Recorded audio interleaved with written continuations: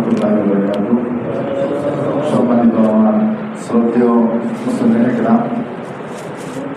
তো আপনাদের কাছে দোয়া চাওয়ার জন্য দাঁড়িয়েছি।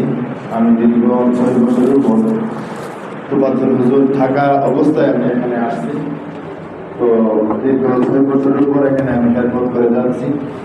যতটুকু পারছি ইনশাআল্লাহ আপনাদের মসজিদের খেদমত করতেছি। আর বাকি যতদিন আল্লাহ বাঁচায় রাখে অথবা যতদিন থাকে ইনশাআল্লাহ খেদমত করার নিয়ত আছে। আর বিশেষ করে আমরা 1 তারিখে আমার পরিবার এবং শাশুড়ি আমার মেয়েকে নিয়ে পবিত্র উমরা হজ পালন করার উদ্দেশ্যে রওনা হব।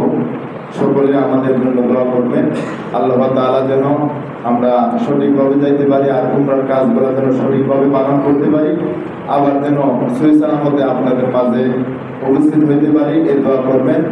আমাদের জন্য দোয়া করবেন, আমরাও ওইখানে গিয়া ইনশাআল্লাহ আমার সকল মুসলিমদের জন্য দোয়া করব।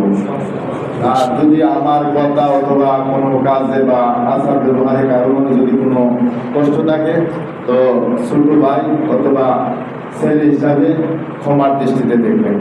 সকলে ভালো থাকবেন। আসসালামু আলাইকুম ওয়া রাহমাতুল্লাহ।